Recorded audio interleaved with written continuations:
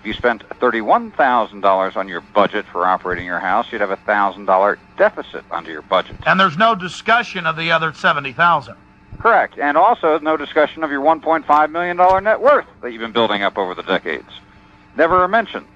There are 3 words that a politician or the news media will not mention. Basic words or expressions. The first one is, what is the total income?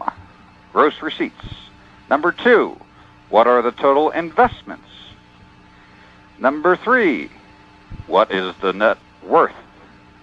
And there's actually a 4th, which is very important. What is the growth? What has the growth been in 5 years, 10 years, 15 years, 25 years? Arizona is a good example. If you look at the 1984 Comprehensive Annual Financial Report, the state's service budget is $1.8 billion, and it shows total gross receipts of $2.1 billion, about a $300 million difference. 15 years later, going into the year 2000, a service budget reaching $14 billion and total gross receipts of $22 billion. So in the course of 15 years, a 1,000% increase in the revenue taken from the populace. That type of increase is unjustifiable by any means in a free society if it wishes to remain free. And the sound bites are thrown out to the populace, always. We have a shortfall of revenue for our school district. Look, crime, the little old lady's home, whatever. The politicians are using whatever sound bites they can throw out. They keep the public from looking at basic comprehension. What are the total cash gross receipts? All. What are the total investments? What's the total net worth? Never mentioned, never discussed.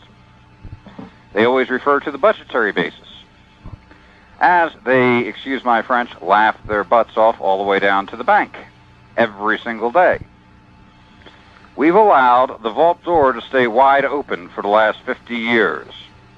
And by leaving the vault door open, in fact, with most people saying, vault? What vault?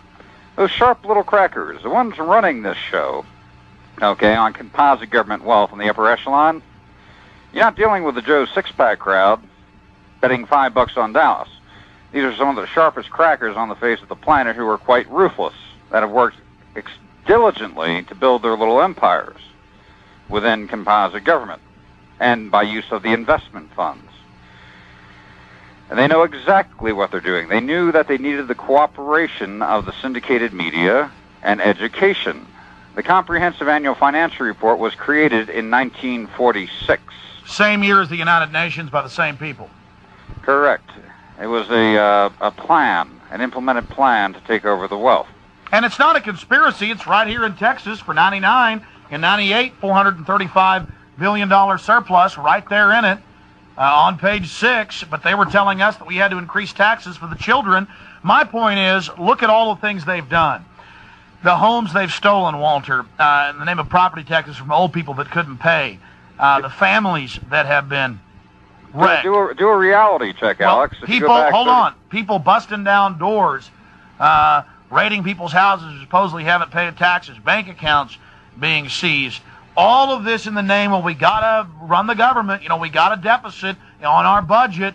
Meanwhile, you have this $60+ trillion a day with state, federal, and local monies. And earlier on the radio today, we talked about how if we took that money, invested it with even a small rate of return of 4 or 5%, we could phase out all forced taxation within 3 years. And that's real math, real numbers. Instead, they're buying up everything. They're taking control. The big question is, Walter, where are they putting all of this money? The states, the counties, the water districts, the school districts, the feds. Where are they investing all this so-called surplus money? The list is too long to go through. And the example of Xerox Corporation. No one's seeing, so they have carte blanche to do what they want. The example of Xerox Corporation. I'm going to repeat a conversation I had with a heavyweight from California about 2 weeks ago.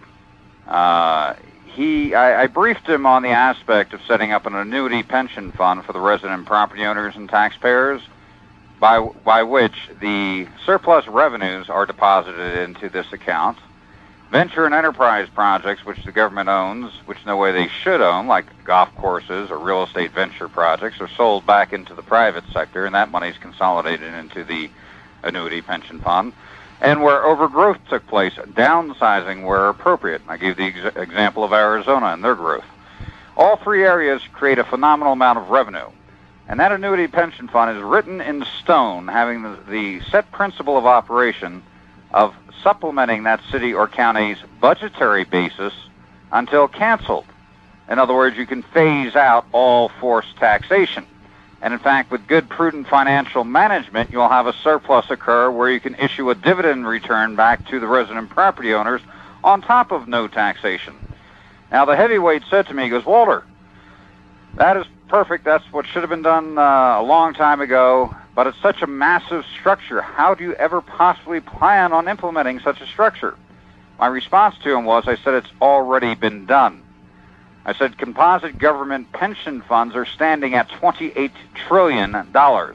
They generated $4.3 trillion last year. Total taxation in this country, federal, $1.8 trillion. If you take all local taxation, about $1.6 trillion.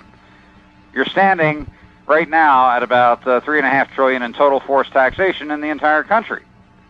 The government pension funds generated substantially more than all taxation in this country.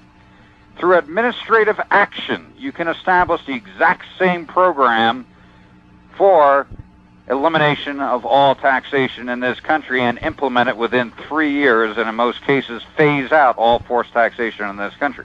Now, Walter, the point I made on the radio today is people are addicted to their paltry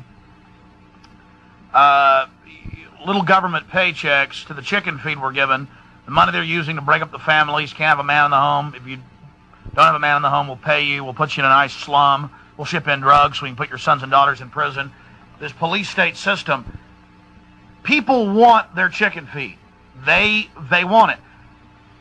Even at the current numbers with a $60 trillion surplus, with state, local, and federal governments telling us they're actually running deficits when their own documents that they circulate amongst themselves brag that they basically rule the entire country and own almost everything, we have to make the point to people that even if nothing was downsized, even if things were expanded for inflation, that if this money was invested, even at a low yield return, we could phase out all forced taxation in 3 years.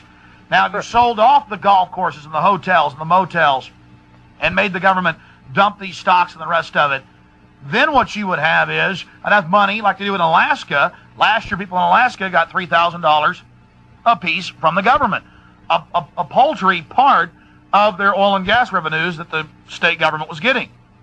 Now, I mean, for people who don't understand what we're saying, let me boil it down to you folks one more time. In 1998, now the county, the city, the feds, the water districts, the school districts, countless other government agencies, healthcare groups, all this stuff, that they're supposedly public, government, they're telling us that they have to increase our taxes because we're running deficits.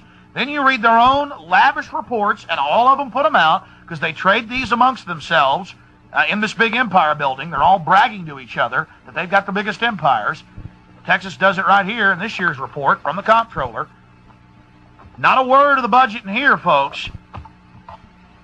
It's like me making $100 a week, but I tell my wife I make $2, and I tell her my budget is $2. She never hears about the $98. I spend more than $2.